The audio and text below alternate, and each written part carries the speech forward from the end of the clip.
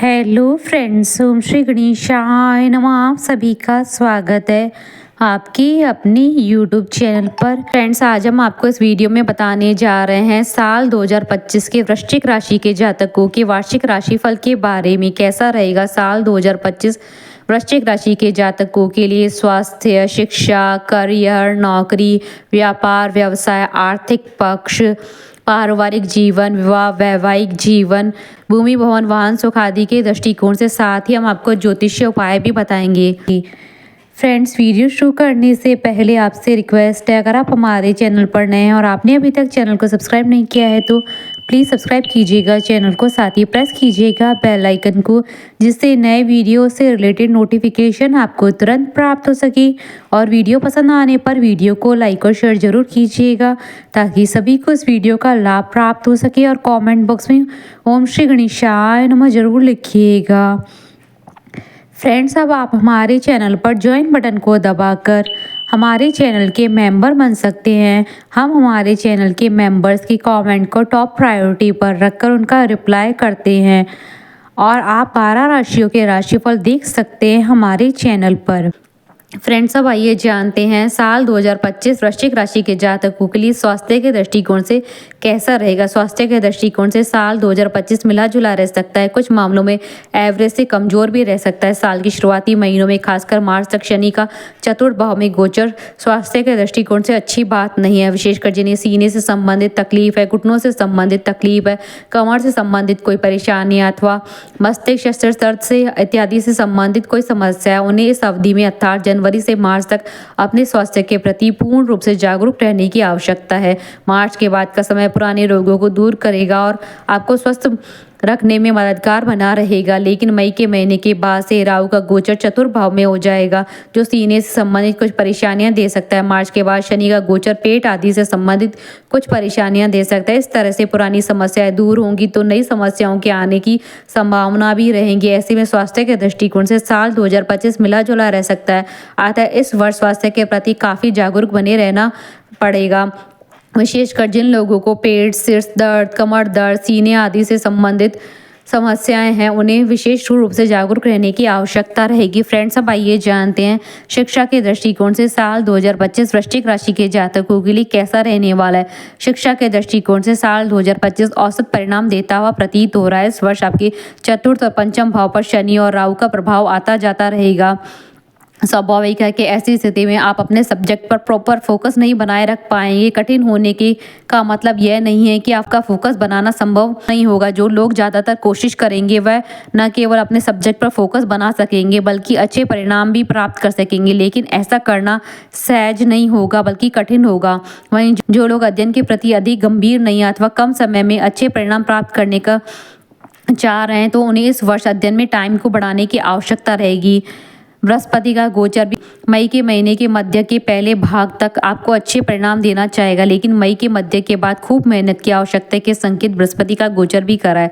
हालांकि शोध के विद्यार्थियों को बृहस्पति का गोचर मई के महीने के मध्य के बाद भी अच्छे परिणाम देता रहेगा, लेकिन अन्य विद्यार्थियों को अपेक्षाकृत अधिक मेहनत करने की आवश्यकता रहेगी। शिक्षा के मामले में यह साल थोड़ा कमजोर है। उस कमजोरी को दूर करने के लिए, अच्छे परिणाम प्राप्त करने के लिए आपको तुलनात्मक रूप से अधिक मेहनत करने की आवश्यकता रहेगी। फ्रेंड्स, अब आइए जानते हैं व्यापार और व्यवसाय के मामले में साल 2025 वृश्चिक राशि के जातकों के लिए कैसा रहने वाला है। व्यापार और व्यवसाय के मामले में 2025 मिले जुले परिणाम देने का काम कर सकता है। साल की शुरुआत से लेकर मई के महीने के मध्य के भाग तक बृहस्पति का सप्तम भाव में गोचर व्यापार व्यवसाय में काफी अच्छे परिणाम दे सकता है। अतः नए व्यापार व्यवसाय को लेकर नए प्रयोग करने के लिए समय अवधि अच्छी कही जाएगी। जो लोग नए प्रयोग करने और इसी अवधि में कुछ कर लेना चाहते हैं उनके लिए अच्छा रहेगा। मई के महीने के मध्य के भाग के बाद बृहस्पति का गोचर 8वें भाव में चला जाएगा, राहु का गोचर चतुर्थ भाव में आ जाएगा, केतु का गोचर दशम भाव में आ जाएगा।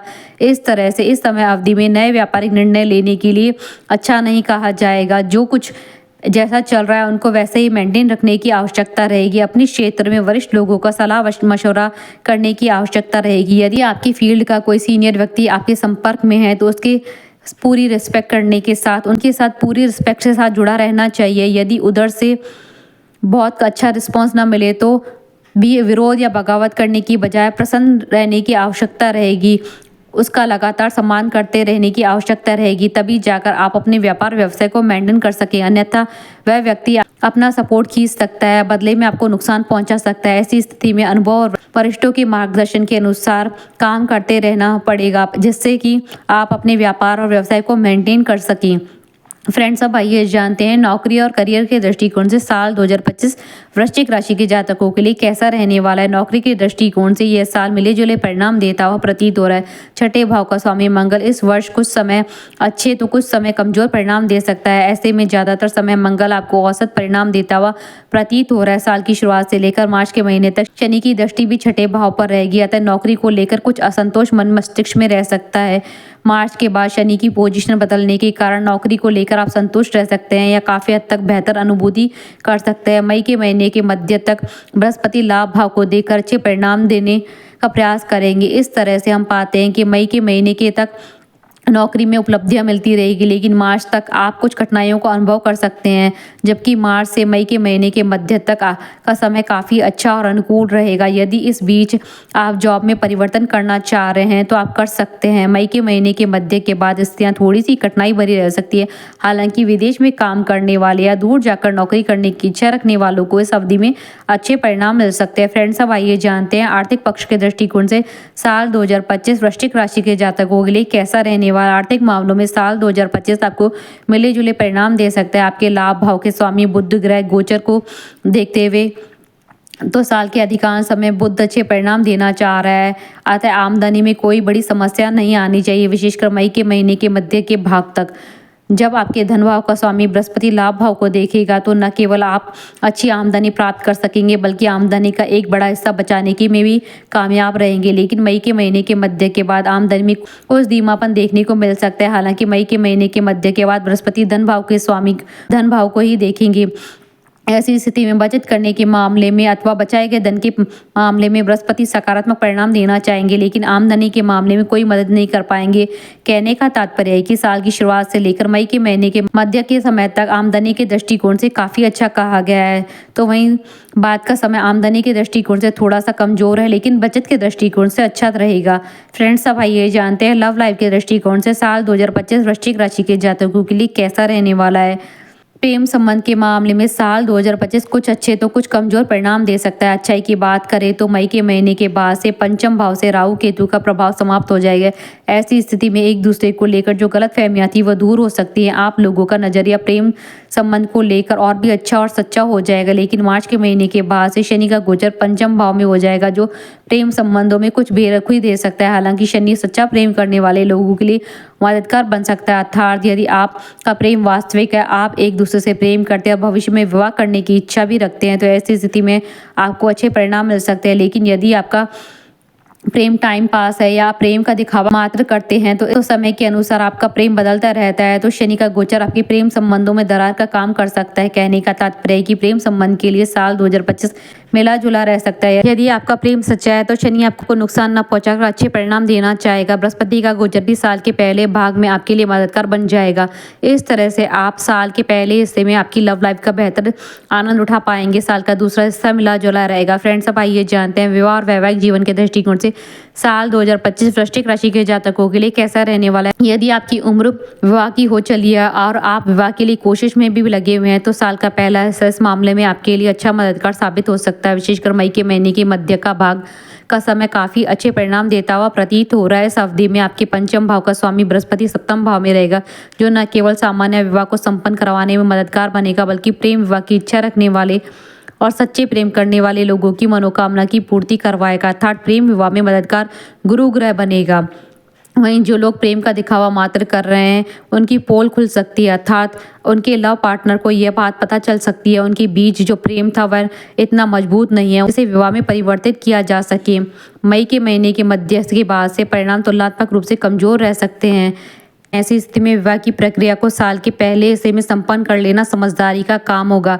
वैवाहिक जीवन से जुड़े मामलों में साल का पहला हिस्सा ज़्यादा अच्छे परिणाम दे सकता है। बाद के समय में बृहस्पति अष्टम भाव में रहेंगे, शनि की दृष्टि भी सप्तम भाव पर रहेगी, अतः कुछ विसंगति या असंतुलन देखने को मिल सकता है। अर्थात साल के पहले हिस्से में आप वैवाहिक जीवन का बेहतर आनंद ले सकेंगे, जबकि साल का दूसरा हिस्सा आपसे एक्स्ट्रा समझदारी की डिमांड करता है। फ्रेंड्स, अब आइए जानते हैं पारिवारिक जीवन और गृहस्थ जीवन के हिसाब से साल 2025 वृश्चिक राशि के जातकों के लिए कैसा रहने वाला है। पारिवारिक मामलों के लिए भी साल का पहला हिस्सा ही ज़्यादा अच्छा रहेगा। विशेषकर मई के महीने के मध्य तक आपके दूसरे भाव का स्वामी बृहस्पति काफ़ी अच्छी पोजीशन में रहेगा, जो घर परिवार में सुमति देकर संबंधों को बेहतर रखने का काम करेगा।